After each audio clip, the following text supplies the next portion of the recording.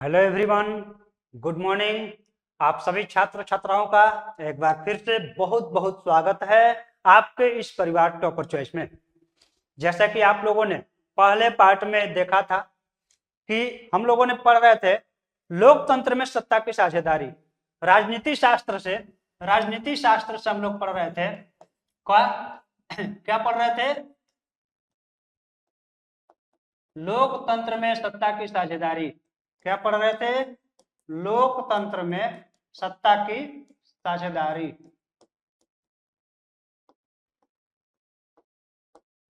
और इसका जो इंट्रोडक्शन था, इस पाठ का जो परिचय था, वो हमने करा दिया था पहले पाठ।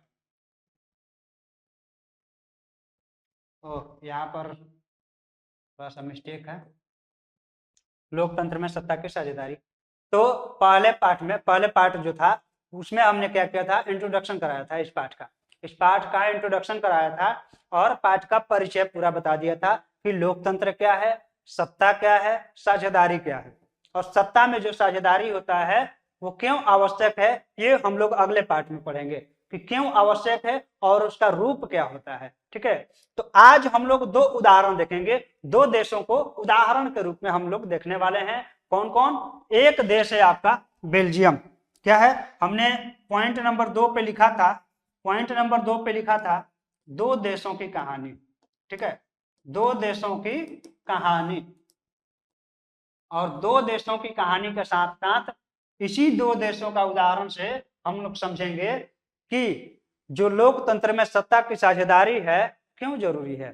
ठीक है, क्यों जरूरी है, क्यों श्रीलंका अगर लोकतंत्र की सत्ता में साझेदारी नहीं करता है तो वह उस देश का कैसे पतन के कगार पर चला जाता है, वो कैसे दिन पर दिन उसकी आर्थिक स्थिति खराब होती चली जा रही है, सामाजिक विभाजन भी होता चला जा रहा है। और वहीं पर एक देश है बेल्जियम, जिन्होंने इस नियम को लागू किया, लोकतंत्र में सत्ता के साझेदारी को अपनाया, और वह देश आज शिखर तक पहुंचा हुआ है और वह सफल लोकतंत्र वाले देशों में जुड़ चुका है। तो आइए देखते हैं दोनों को उदाहरण के रूप में, और इसी मतलब क्लास में ही हम लोग ये भी देखेंगे कि श्रीलंका में बहुसंख्यवाद हुआ था, वो क्या था। श्रीलंका में बहुसंख्यवाद भी पढ़ लेंगे, और बेल्जियम की जो समझदारी है, बेल्जियम में कौन सी ऐसी समझदारी अपनाई कि वह सफल लोकतंत्र में शामिल हो गया, तो ये भी पढ़ लेंगे कि बेल्जियम की समझदारी। और इसके बाद लोकतंत्र में सत्ता की साझेदारी में इसी पार्ट में पढ़ेंगे श्रीलंका में बहुसंख्यवाद। ठीक है, श्रीलंका में बहुसंख्यवाद भी पढ़ लेंगे। अब बात आती है कि बहुसंख्यवाद क्या है, तो ये भी हम आपको बता देंगे इसके पूरे परिभाषा के साथ में कि बहुसंख्यवाद क्या होता है। इसके बाद समवर्ती सूची के बारे में हम लोग जानने वाले हैं कि समवर्ती सूची क्या होता है, और इसके बाद बहुसंख्यवाद के प्रभाव क्या क्या हुए श्रीलंका में। तो चलिए आज का यह क्लास स्टार्ट करते हैं हम लोग। देखिए, सबसे पहले हम लोग बात करते हैं बेल्जियम की। किसकी? बेल्जियम की। सबसे पहले देश कौन सा है? तो बेल्जियम। ठीक है ना, देश कौन सा है? बेल्जियम है। इसकी राजधानी कहाँ पे बताइए, यहीं पे लिख देते हैं राजधानी। बेल्जियम की राजधानी कहाँ है? ब्रुसेल्स। कहाँ है?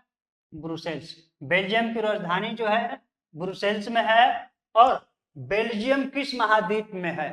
बेल्जियम किस महाद्वीप में है? तो यूरोप महाद्वीप में, यूरोप महाद्वीप में है। यूरोप महाद्वीप में स्थित है कौन? बेल्जियम। ठीक है, बेल्जियम एक छोटा सा देश है। आप लोग देखिएगा, जो मैप देखिएगा पूरे वर्ल्ड मैप, तो वहां पे एक छोटा सा देश दिखाई देगा। ठीक है, क्या नाम है उसका? बेल्जियम नाम है। और बेल्जियम की राजधानी जो है ब्रुसेल्स राजधानी है, और यह एशिया महाद्वीप में पड़ता है। अब देखिए, इसकी जनसंख्या की अगर हम बात करें, तो इसकी जनसंख्या कितना है? इसकी जनसंख्या है लगभग 1 करोड़। कितना? लगभग 1 करोड़। ठीक है, इसकी जनसंख्या लगभग 1 करोड़। आप लोग समझ गए होंगे कि 1 करोड़ तो हमारे भारत में किसी एक राज्य का जनसंख्या है। हरियाणा की बात कीजिए तो हरियाणा की जो जनसंख्या है इससे अधिक है। ठीक है ना, तो ये समझ लीजिए कितना छोटा देश है, लेकिन फिर भी सफल लोकतंत्र में है। सफल लोकतंत्रों की सूची में ये है। अब देखिए लगभग जनसंख्या इसकी कितनी है, 1 करोड़ है। अगर भाषा की बात करें, अगर हम भाषा की बात करें तो भाषा यहाँ पर 3 प्रकार के हैं। कौन कौन? डच, फ्रेंच और डच, फ्रेंच और एक जर्मन है, ठीक है ना, जर्मन। यहाँ पर 3 भाषाएं बोली जाती है और यह भाषा के आधार पर, यह भाषा के आधार पर विविधता पाया जाता है बेल्जियम में, ठीक है। अब देखिए बेल्जियम में तो सिर्फ भाषा के आधार पर विविधता है, भारत में देखा जाए तो कितने आधार पर विविधता है पता नहीं, कितने बहुत सारे विविधता है हमारे देश में। अलग अलग जातियों के लोग रहते हैं, अलग अलग धर्मों के लोग रहते हैं, काले गोरे लोग रहते हैं, नस्ल के आधार पर भी विविधता है हमारे यहाँ, भाषा के आधार पर, क्षेत्र के आधार पर, रंग भेद के आधार पर, मतलब बहुत सारी विविधता है हमारे देश में। फिर भी अनेकता में एकता है, विविधताओं में फिर भी भारत जो है संतुलन बनाया हुआ है और भारत जो है सफल लोकतंत्र वाले देशों में एक है, ठीक है। लेकिन यहाँ पर देखिए स्थिति कितनी खराब हो जाती है बेल्जियम में, ये भाषा के आधार पर सिर्फ विविधता है। अब क्यों विविधता आता है ये हम लोग बात करते हैं। देखिए बात ये है कि जो डच भाषा वाले हैं ना, डच भाषा वाले कितने हैं? डच भाषा वाले 59% हैं। डच भाषा बोलने वाले की संख्या जो है 59% है, मतलब 59% बेल्जियम की 59% जो जनता है वह डच भाषा बोलती है, ठीक है। कौन सी भाषा बोलती है? डच भाषा बोलती है। और वो फ्लैमिश इलाके का नाम है फ्लैमिश, ठीक है ना, फ्लैमिश इलाके का नाम है जहां पर डच बोला जाता है। बेल्जियम में एक फ्लैमिश नाम का इलाका है, वहां पर डच बोला जाता है, मतलब डच बोलने वाले अधिक हैं। ऐसा नहीं है कि मतलब डच बोलने वाले सिर्फ फ्लैमिश में ही है, फ्लैमिश में अधिकतर है, ठीक है ना। तो पूरे बेल्जियम में 59% जनता जो है क्या बोल रही है? डच बोल रही है। और इसके बाद अगर बात करें तो 40% फ्रेंच बोल रही है। बेल्जियम की जनता 40% जो है फ्रेंच बोल रही है, ठीक है। और फ्रेंच बोलने वाले वेलोनिया, जगह का नाम है वेलोनिया। अब ध्यान दीजिएगा, ऐसा नहीं है कि जो 40% फ्रेंच बोले जा रहे हैं वो सिर्फ और सिर्फ वेलोनिया में ही बोले जा रहे हैं, ये इसमें भी हो सकते हैं। फ्लेमिश में भी कुछ लोग ऐसे होंगे जो फ्रेंच बोलते होंगे, या फिर वेलोनिया में भी ऐसे कुछ लोग होंगे जो डच बोलते होंगे। तो ये कोई बड़ी बात नहीं है, यहाँ पर विभाजन नहीं है। लेकिन हमने एक मोटा मोटी बताया है कि वेलोनिया जो है वहां पर फ्रेंच बोलने वालों की संख्या अधिक है। और पूरे बेल्जियम की अगर बात करें तो 40% लोग फ्रेंच बोलते हैं और 59% लोग डच बोलते हैं। कितने हो गए? 99। और 1% जो है जर्मन बोलते हैं। तो हालांकि ये तो लड़ाई में ही नहीं है, 1% जर्मन बोलते हैं, तो इनकी कोई, इनसे मतभेद नहीं है, कोई टकराव नहीं है। लेकिन रही बात कि इन दोनों में बहुत टक्कर है। अब यहाँ की स्थिति कुछ और है, यहाँ आप लोगों ने देख लिया कि स्थिति कुछ और है। अब देखिए कि अब इसकी स्थिति कैसे बदल रही है यहाँ पे। अब हम बात करें बेल्जियम की राजधानी ब्रुसेल्स में, ठीक है। बेल्जियम की राजधानी ब्रुसेल्स की अगर बात की जाए, ब्रुसेल्स में क्या हो रहा है? हमने देखा पूरे बेल्जियम में डच बोलने वाले अधिक हैं, फ्रेंच बोलने वाले कम हैं, ठीक है। लेकिन ठीक उल्टा कहानी हो जाती है उसी की राजधानी ब्रुसेल्स में। ब्रुसेल्स में क्या है? ब्रुसेल्स में जो फ्रेंच बोलते हैं उनकी जनसंख्या हो जाती है 80%, और डच बोलने वाले 20%। ये तो पूरा का पूरा उल्टा हो गया, मैटर ही पूरा उल्टा हो गया। वहां पर देखिए ब्रुसेल्स में जो डच बोलने वालों की संख्या है 20% है। अगर पूरे बेल्जियम में देखा जाए तो डच बोलने वाले अधिक थे वहां पर। लेकिन राजधानी में एक अलग ही मैटर चल रहा था वहां पर, पूरे देश की मैटर अलग थी और राजधानी का मैटर कुछ और था। पूरे देश में डच का दबदबा था, तो अगर राजधानी की बात करें तो यहाँ पर फ्रेंच की सरकार बन सकती थी, फ्रेंच यहाँ पर दबदबा अपना बनाए हुए था। तो ये भाषा के आधार पर विविधता थी। अब बताइए, तो इसी भाषा के विविधता के आधार पर डच और फ्रेंच, इन दोनों भाषियों के बीच में क्या हुआ? तनाव बढ़ता गया।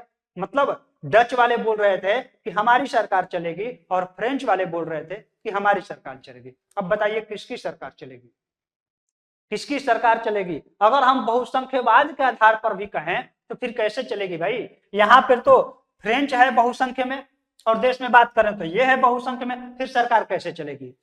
ये बहुत गंभीर मामला था और यहाँ पर टकराव तनाव उत्पन्न होता गया, धीरे धीरे तनाव बढ़ता गया, लेकिन फिर भी बेल्जियम ने वैसा नीति अपनाया कि उसको एकदम कैप्चर कर लिया, उसको संभाल लिया और अपने देश का संतुलन जो है अच्छे तरीके से बना लिया। ठीक है, अब एक नजर हम लोग देख लेते हैं श्रीलंका पर। श्रीलंका पर अच्छा एक बात बताइए, जब हम लोग पढ़ रहे हैं बेल्जियम के बारे में तो बेल्जियम के जो पड़ोसी देश हैं उसके बारे में बताइए। बेल्जियम के पड़ोसी देश, बेल्जियम के पड़ोसी देश कौन कौन से हैं? बेल्जियम के पड़ोसी देश आप लोग को पता है? बेल्जियम का पड़ोसी देश आप लोग को पता है? सबसे पहले फ्रांस है, नीदरलैंड है, कौन कौन? फ्रांस है, फ्रांस है, नीदरलैंड है, जर्मनी है और इसके बाद एक आता है लग्जमबर्ग। ठीक है, लग्जमबर्ग।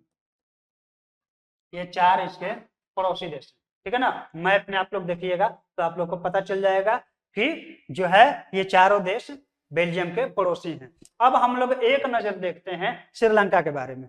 श्रीलंका के बारे में हम लोग देख लेते हैं। देखिए श्रीलंका,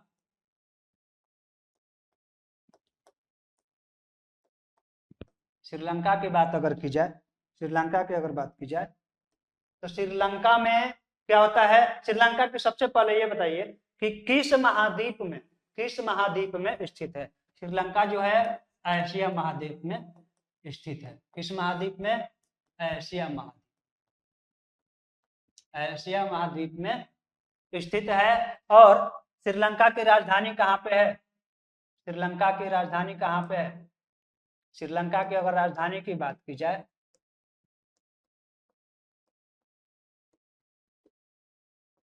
श्री जयवर्धने, श्री जयवर्धनेपुरा, श्री जयवर्धनेपुरा कोटे। ठीक है, और इसकी एक और राजधानी है कोलंबो। अब कहिएगा कि ये सब दो कैसे हो गया राजधानी इसका? हाँ, कहिएगा कि दो राजधानी कैसे हो गया? तो देखिए ऑफिशियल हिसाब से अगर देखा जाए, प्रशासनिक के हिसाब से देखा जाए तो ये जो है श्री जयवर्धनेपुरा कोटे श्रीलंका की राजधानी है। ठीक है, अगर व्यापारिक मामले से देखा जाए, व्यापारिक मामले से देखा जाए तो कोलंबो उसकी राजधानी है। ठीक है, लेकिन हम लोग को बात करना है इसी के बारे में। ठीक है, तो अगर श्रीलंका में देखा जाए तो श्रीलंका में भी भाषा के आधार के साथ साथ धर्म के आधार पर भी विविधता पाई जाती थी। ठीक है, किस आधार पर? भाषा के आधार पर, इसके बाद भाषा के आधार के साथ साथ धर्म के आधार पर भी वहां पर पाया जाता। अब वहां पर कौन कौन से भाषा बोलने वाले लोग थे? श्रीलंका में कौन कौन से भाषा बोलने वाले लोग थे? तो देखिए यहाँ की भाषा जो है, यहाँ भी 3 तरह की भाषाएं बोली जाती थी।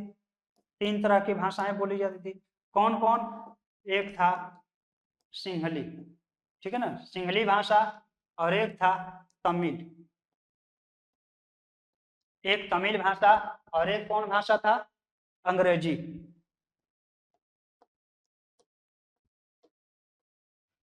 ठीक है, सिंहली भाषा बोलने वाले 74% थे। कितने?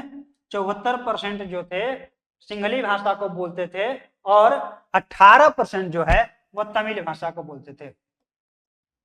74% जो है सिंहली भाषा बोलने वालों की आबादी थी। इसके बाद तमिल बोलने वालों की आबादी 18% थी। इसके बाद 7% जो थे वह अंग्रेजी बोलते थे। 7% जो थे वह अंग्रेजी बोलते थे। अब बताइए, देखिए सिंहली जो 74% बोलते थे ना, इनका धर्म क्या था? इनका धर्म था बौद्ध धर्म, और ये बौद्ध धर्म को मानते थे। किस धर्म को मानते थे? बौद्ध धर्म को, बौद्ध धर्म को मानते थे। और तमिल में तमिल जो भाषा बोलते थे उनका धर्म कौन सा था? वो हिंदू थे और मुस्लिम थे, हिंदू और मुस्लिम थे। इसके बाद अंग्रेजी बोलने वाले कौन से थे? अंग्रेजी बोलने वाले ईसाई थे। ठीक है ना, अंग्रेजी बोलने वाले ईसाई धर्म के थे, इसके बाद तमिल बोलने वाले हिंदू मुस्लिम थे, और सिंहली बोलने वाले बौद्ध धर्म थे, बौद्ध धर्म को मानने वाले थे। अब यहाँ पर कहिएगा कि हिंदू मुस्लिम कैसे हैं, श्रीलंका में हिंदू मुस्लिम कैसे हैं, ठीक है। तो श्रीलंका में पहले जब अंग्रेज शासन किया करते थे तो वहां की श्रीलंका के बागानों में काम करने के लिए यहाँ से मजदूरों को उठाकर लेकर जाते थे, ठीक है। यहाँ से जो मजदूर थे, हिंदू हो या मुस्लिम हो, तो भारत से मजदूरों को उठाकर वहां से बागानों में काम करने के लिए लेकर जाते थे। ये वही लोग हैं जो वहां पर बस गए थे, ठीक है। तो यहाँ पर अब देखिए, बौद्ध धर्म मानने वाले लोग हैं 74% हैं, और तमिल जो बोलने वाले हैं 18% हैं। इसके बाद अंग्रेजी बोलने वाले 7% ईसाई धर्म के लोग। तो यहाँ पर भाषा के आधार पर विविधता तो था ही, यहाँ पर धर्म के आधार पर भी विविधता था। अब देखिए होता क्या है कि श्रीलंका में सिंहलियों ने क्या किया, कहा कि यहाँ पे सरकार हमारी बनेगी, क्योंकि हम लोग यहाँ के बहुसंख्यक हैं। बहुसंख्यक और अल्पसंख्यक का मतलब होता क्या है? बहुसंख्यक और अल्पसंख्यक का मतलब क्या होता है?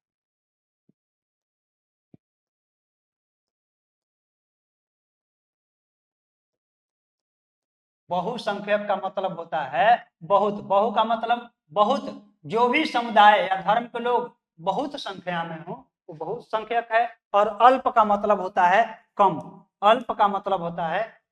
तो मतलब कम समय में जो कम संख्या में जिस समुदाय या धर्म के लोग रहते हो वो अल्पसंख्यक है। जैसे अगर हम बात करें भारत की, बात करें तो भारत में हिंदू क्या है? हिंदू अधिक है। भारत में हिंदू क्या है? अधिक है। तो हिंदू जो है ये क्या हो गए? बहुसंख्यक हो गए। समझ रहे हैं आप लोग? बहुसंख्यक है, ठीक है। अगर बात करें मुस्लिम की, भारत में मुस्लिम भी रहते हैं ना, भारत में मुस्लिम भी रहते हैं, ये हो गए अल्पसंख्यक। अब देखिए, अल्पसंख्यक का दर्जा मिला हुआ है किसको? अल्पसंख्यक का दर्जा सिखों को भी है, ईसाइयों को भी है, पारसियों को भी है, ठीक है। यहाँ पर पारसी हम लिख देते हैं, ठीक है, पारसी, ये भी अल्पसंख्यक है, ठीक है ना, अल्पसंख्यक है। लेकिन अगर हम बात करें यहाँ पर हिंदू को हटा देते हैं, सिर्फ इस दोनों में हम बोलते हैं कि तुलना कीजिए मुस्लिम और पारसी में। सिर्फ अगर हम बोले कि मुस्लिम और पारसी में आप तुलना कीजिए कि कौन बहुसंख्यक है, कौन अल्पसंख्यक है। हालांकि पूरे देश के हिसाब से दोनों ही अल्पसंख्यक हैं, लेकिन इस दोनों की अगर तुलना की जाए तो यहाँ पर मुस्लिम जो है बहुसंख्यक हो जाएगा और पारसी जो है अल्पसंख्यक हो जाएंगे। मतलब कि तुलना के आधार पर एक दूसरे से जब तुलना की जाए और संख्या में किसी समुदाय के लोग या किसी धर्म के लोग अधिक हों उसे बहुसंख्यक, और जो संख्या में कम है उसे अल्पसंख्यक कहा जाता है। अब देखिए बात क्या है, श्रीलंका जो है क्या करता है? श्रीलंका जो है 1948 में इसको आजादी मिलती है। कब मिलती है? 1948 में श्रीलंका को आजादी मिलती है। और आजादी मिलने के बाद सिंहलियों ने अपना दबदबा बना दिया, हाँ, देश को अपने कब्जे में लिया कि सरकार हम चलाएंगे, क्योंकि हम लोग कितने परसेंट हैं? 74% हैं, और हम लोग क्या हैं? बहुसंख्यक हैं। और इसी को बहुसंख्यवाद कहा जाता है। बहुसंख्यवाद की परिभाषा हम बताएंगे, पहले ये देख लीजिए। 1948 में श्रीलंका जो है आजाद हुआ था, और आजाद होने के बाद पूरे देश पर शासन किसका हो गया? सिंहलियों का हो गया। किसका हो गया? सिंहलियों का हो गया। और सिंहलियों ने दबाव बना दिया, अपना दबदबा बना दिया। तो अब ये सोचिए कि जब सरकार सिंहलियों की बन गई, एक तरफा सरकार बन गई और बहुसंख्यक सरकार बनी, हाँ, तो अब बताइए कि वहां की सरकार कैसे चलेगी? तानाशाही के रूप में, ठीक है। वहां पर तानाशाही हो गया, तानाशाही शासन व्यवस्था। मतलब कि जो सिंहली थे अपना राज कर रहे थे और एक तानाशाह शासन के रूप में तानाशाही शासन कर रहे थे, ठीक है। अब देखिए इनकी तानाशाही की हद तब हुई जब ये 1956 में 1956 में सिन्हली को राजभाषा बना दिया। क्या बना दिया? सिन्हली को राजभाषा बना दिया।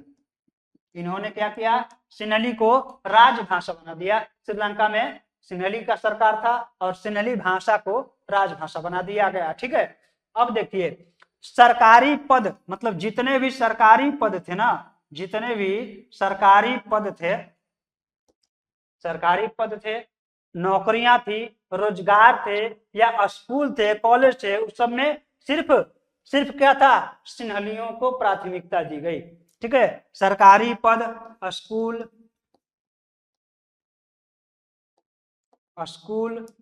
कॉलेज, रोजगार, इस सब में क्या किया गया? सिन्हलियों को प्राथमिकता दिया गया। ठीक है, सिन्हलियों को प्राथमिकता दिया गया।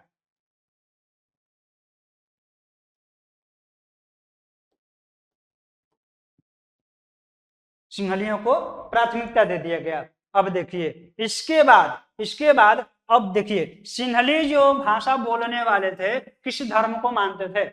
किस धर्म को मानते थे? बौद्ध धर्म को मानते थे। किसको? बौद्ध धर्म को मानते थे। तब जाहिर सी बात है सरकार इनकी है तो किसको बढ़ावा देंगे? किस धर्म को बढ़ावा देंगे? बौद्ध धर्म को। और बौद्ध धर्म को बढ़ावा देने के लिए इन्होंने कानून भी बना डाला। क्या कानून बनाया? कि बौद्ध धर्म का संरक्षण, बौद्ध धर्म का संरक्षण और बौद्ध धर्म का संरक्षण और बढ़ावा। इनकी सरकार ने कहा कि हम बौद्ध धर्म को बढ़ावा देंगे, बौद्ध धर्म को बढ़ाएंगे, बौद्ध धर्म का प्रचार प्रसार करेंगे और उसकी बचाव हेतु, उसकी रक्षा हेतु हम कार्य करेंगे। ये हो गया तानाशाही शासन, बहुसंख्यवाद।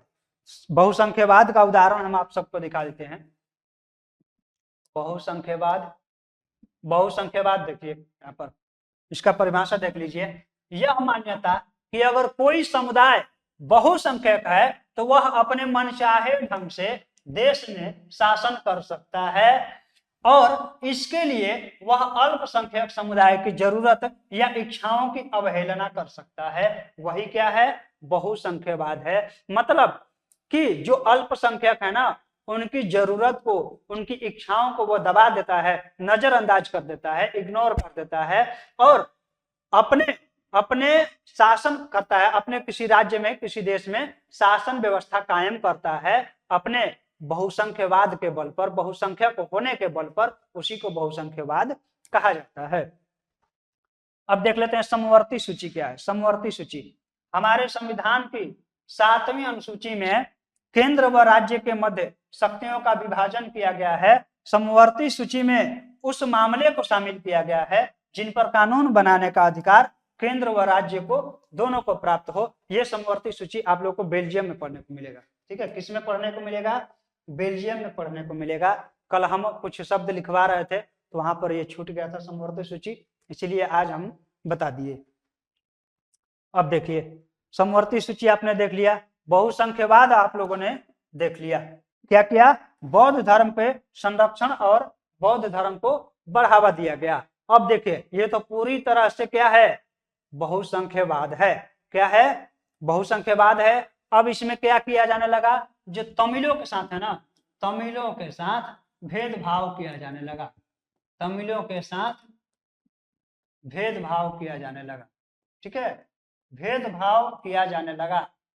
श्रीलंका में सिन्हलियों की शासन व्यवस्था, इसके बाद सिन्हली जो भाषा है उसको राजभाषा घोषित किया गया, बौद्ध धर्म का संरक्षण और बढ़ावा दिया गया, तमिलों के साथ भेदभाव किया गया, सभी सरकारी पद और स्कूल कॉलेजों में सिंहलियों को प्राथमिकता दी गई। ये तो हो गई तानाशाही शासन। अब इसके प्रभाव क्या पड़े? इसका प्रभाव क्या पड़ा श्रीलंका पे? देखिए श्रीलंका में इसका प्रभाव क्या पड़ा।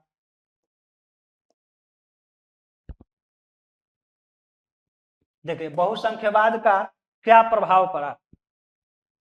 सबसे पहला प्रभाव पड़ा कि तमिलों की नाराजगी, तमिल जो है, तमिल बोलने वाले थे, तमिल भाषी जो थे, वो क्या हुए, नाराज हो गए, सरकार के प्रति नाराज हो गए, शासन के प्रति खिलाफत, मतलब शासन के प्रति खिलाफ हो गए, शासन के एकदम खिलाफ हो गए। क्योंकि जो शासन व्यवस्था है हमारे लिए किसी काम की नहीं है, तो फिर क्या होता है, आंदोलन होगा ना। तमिल वाले क्या करने लगे, आंदोलन करने लगे और अपने लिए भी मांग करने लगे कि हमको भी समान अधिकार दिया जाए, देश में हमें भी समान अधिकार दिया जाए, भेदभाव को खत्म किया जाए। ठीक है, अब देखिए दूसरा प्रभाव क्या है, सिंहली और तमिलों के बीच टकराव तथा गृह युद्ध का जन्म। देखिए अब इस शासन व्यवस्था के चलते, इस बहुसंख्यवाद के चलते जो सिंहली और तमिल जो हैं आपस में टकराव होने लगा इन दोनों के बीच, और टकराव की स्थिति ऐसी बनी कि गृह युद्ध वहां पर होने लगा। गृह युद्ध का जन्म दिया श्रीलंका में इस दोनों के बीच टकराव ने। तीसरा है गृह युद्ध के कारण हजारों लोगों का मारा जाना तथा बेघर हो जाना। ठीक है, गृह युद्ध के कारण बहुत लोग मारे गए, हजारों लोग भी मारे गए और बहुत लोग बेघर हो गए। ठीक है, तो ये देखिए लास्ट वाला जो है, युद्ध के कारण देश के सामाजिक, सांस्कृतिक और आर्थिक जीवन में दुष्प्रभाव। अब बताइए, जिस देश में गृह युद्ध हो, जिस देश में गृह युद्ध हो, वहां की आर्थिक स्थिति तो एकदम प्रभाव पड़ेगा ही, उस देश की आर्थिक स्थिति पे प्रभाव पड़ेगा, सामाजिक स्थिति पे प्रभाव पड़ेगा और सांस्कृतिक स्थिति पे भी प्रभाव पड़ेगा। तो ये है श्रीलंका। श्रीलंका के आप लोग देख लिए, ये बहुसंख्यवाद श्रीलंका में कैसे होता है और कहां तक पहुंचता है। यहां तक पहुंच गया कि देखो गृह युद्ध होने लगा, श्रीलंका में गृह युद्ध होने लगा और वह देश क्या होता गया, दिन पर दिन स्तर गिरता गया उस देश का। ठीक है, डाउनफॉल होते गया और वह देश विश्व स्तर पर क्या होता गया, बहुत पीछे होता चला गया, मतलब विकास की दौड़ से भी बाहर निकल चुका था और दिन पर दिन उस देश की जो आर्थिक व्यवस्था थी चौपट होती गई। अभी फिलहाल हम लोगों ने न्यूज में देखा था कि श्रीलंका में भूखमरी गई थी और वहां पर इमरजेंसी लगाने की नौबत आ गई थी, इमरजेंसी लगाने तक की नौबत आ गई थी। ये सब क्या कारण है, वहां पर सामाजिक जो समाज में विविधता, सामाजिक विविधता है, उसका संतुलन नहीं बन पा रहा है। क्यों नहीं बन पा रहा है, क्योंकि वहां के जो लोकतंत्र है ना, उसमें सत्ता की साझेदारी नहीं है, सत्ता की साझेदारी नहीं है, वहां पर हर एक जनता की भागीदारी नहीं है उस शासन व्यवस्था में। उस शासन व्यवस्था में सिर्फ और सिर्फ सिंहलियों की भागीदारी थी और बाकी किसी की भागीदारी नहीं थी। तो जिस लोकतंत्र में हर एक व्यक्ति और हर एक समुदाय, हर एक जाति, हर एक धर्म के लोगों की भागीदारी हो, वही सच्चा लोकतंत्र है। अब हम लोग बात करते हैं ठीक इसके विपरीत बेल्जियम की। बेल्जियम में भी भाषा के आधार पर विविधता पाई गई, वहां पे भी डच और फ्रेंच जो थे आपस में दोनों के बीच तनाव हो गया था, दोनों के बीच टकराव हो गया था। लेकिन बेल्जियम ने क्या समझदारी दिखाई कि वो बेल्जियम आज सच्चे लोकतंत्र के देशों में शामिल हो गया। यहाँ पर बेल्जियम ने क्या किया कि केंद्र सरकार में बेल्जियम ने क्या किया, केंद्र सरकार में डच और फ्रेंच भाषी मंत्रियों की संख्या बराबर रहेगी। उन्होंने संविधान बनाया और 4 संविधान उन्होंने बनाया और संशोधन किया। उस संशोधन में क्या कहा गया, कहा गया कि केंद्र सरकार में डच और फ्रेंच, मतलब डच भाषा बोलने वाले और फ्रेंच भाषा बोलने वाले दोनों के मंत्री होंगे और दोनों के मंत्रियों की जो संख्या है बराबर रहेगी। मतलब कि डच बोलने वाले को भी उतना ही अधिकार मिलेगा जितना कि फ्रेंच बोलने वाले को अधिकार है। ठीक है ना। अब देखिए अगला है देश की विधायिका। विधायिका आप लोग जानते हैं, हमने बताया था, विधायिका कानून बनाती है, कार्यपालिका कानून को लागू करती है और न्यायपालिका उस कानून की देखभाल करती है। तो कोई भी विधायिका कोई विशेष कानून तभी बना सकती है जब दोनों भाषा वाले समूह कानून के पक्ष में मतदान करेंगे। उस संविधान में यह भी कहा गया, उस संशोधन में कहा गया कि कोई विधायिका जो है, उस देश की विधायिका जो है, कोई भी कानून तभी बना सकती है जब दोनों भाषा बोलने वाले समूह जो हैं उस कानून के पक्ष में, जो नया कानून बन रहा है उस कानून के पक्ष में मतदान करेंगे। ठीक है। संघीय व्यवस्था को स्वीकार कर, संघीय व्यवस्था का मतलब होता है जब हम लोग ऊर्ध्वाधर रूप में सत्ता का विभाजन करते हैं, सरकार के स्तर का विभाजन करते हैं, उसी को बोला जाता है संघीय व्यवस्था। संघीय व्यवस्था का मतलब केंद्र सरकार की पूरी जिम्मेदारी नहीं रहती है, केंद्र सरकार के साथ साथ एक राज्य सरकार होती है, फिर उसके नीचे एक पंचायत सरकार होती है, और सभी को उतना अधिकार, उतनी जिम्मेदारी दी गई रहती है। तो संघीय व्यवस्था को स्वीकार कर राज्य सरकारों को केंद्र की अपेक्षा सत्ता में अधिक भागीदारी दी गई। वहां के सरकार ने क्या किया कि केंद्र की अपेक्षा राज्य सरकारों को अधिक भागीदारी दिया गया। क्यों? क्योंकि देखिए, मान लीजिए कि किसी देश में, देश की राजधानी, अभी भारत की बात कर लेते हैं, भारत की राजधानी जो दिल्ली है, वहां पर है हिंदी बोलने वाले, या फिर मान लेते हैं इंग्लिश बोलने वाले, जो भी है। तो अगर वहां के हिसाब से अगर राज्य को देखा जाए, जैसे बिहार, मान लीजिए बिहार एक राज्य है, तो बिहार राज्य को हैंडल करने के लिए उसका अधिकार बिहार राज्य को दे दिया गया है कि आप वहां पे जो भी भाषा बोलने वाले हैं आप उनके हिसाब से विकास करो। ठीक है। मान लीजिए कि अब भारत में हिंदी बोलने वाले हैं, अब ये केंद्र जो सरकार है किस पे काम करेगी? हिंदी भाषा बोलने वाले लोगों के हिसाब से काम करेगी, उनको बढ़ाएगी। लेकिन बिहार की बात करें तो बिहार में भोजपुरी भाषा बोलने वाले हैं, तो राज्य सरकार क्या करेगी? भोजपुरी भाषा बोलने वालों के लिए अपना कानून बनाएगी और अपने राज्य को बढ़ाएगी, राज्य का विकास करेगी। ठीक है। तो इस हिसाब से संघीय व्यवस्था में यह किया गया कि राज्य सरकारों को केंद्र की अपेक्षा सत्ता में अधिक भागीदारी दी गई, जो कि एक बहुत ही अच्छा कार्य है। क्योंकि जो केंद्र सरकार है ना, वो तो केंद्र में बैठा है, हर राज्यों की स्थिति पता नहीं है, हर राज्यों में अलग अलग भाषाएं बोली जाती है, अलग अलग धर्म के लोग, अलग अलग जाति के लोग रहते हैं। तो वहां की जो सरकार होगी वही उसे अच्छी तरीके से समझ सकती है और वही उनका विकास कर सकती है। ठीक है ना। अब देखिए, बेल्जियम की राजधानी ब्रुसेल्स में एक अलग सरकार की गठित की गई। अब ये तो हो गई देश की बात बेल्जियम के, लेकिन बेल्जियम की राजधानी जो है ब्रुसेल्स में, वहां भी एक अलग सरकार गठित किया गया, और इस सरकार में भी सत्ता की भागीदारी में केंद्र सरकार की तरह समानता के सिद्धांत को स्वीकार किया गया। और ब्रुसेल्स में भी क्या किया गया? यही नियम अपनाए गए। वहां पे एक अलग सरकार गठित हुआ और वहां पर भी जो सरकार थी उसमें समान भागीदारी के सिद्धांत को अपनाया गया। मतलब जितने भी हैं सबको समान अधिकार हो, सबकी समान भागीदारी हो, और हर एक जनता की भागीदारी हो, हर एक जाति का, हर एक धर्म का, हर एक समूह से सबकी भागीदारी हो, और वही लोकतंत्र जो होता है सफल होता है। और बेल्जियम ने यह करके दिखाया, और आज बेल्जियम को देखा जाए तो सच्चे लोकतंत्र वाले देशों में शामिल है।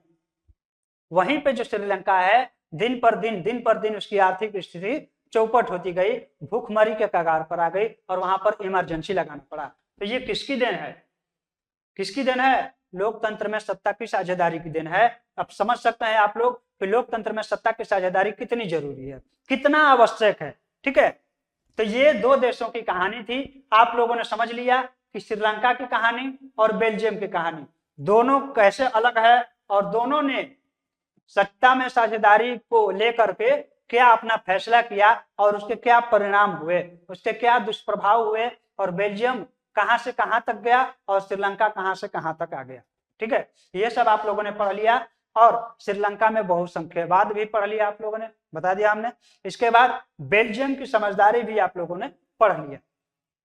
अब हम लोग मिलते हैं अगले क्लास में, और अगले क्लास में हम लोग पढ़ेंगे कि सत्ता में, लोकतंत्र में सत्ता की साझेदारी क्यों आवश्यक है, क्यों जरूरी है। वहां पर कुछ पॉइंट दिए होंगे, उसको हम लोग पढ़ेंगे। इसके बाद सत्ता में साझेदारी के क्या रूप होने चाहिए, मतलब किस आधार पर सत्ता में साझेदारी होनी चाहिए, ये सब हम अगले पार्ट में पढ़ेंगे।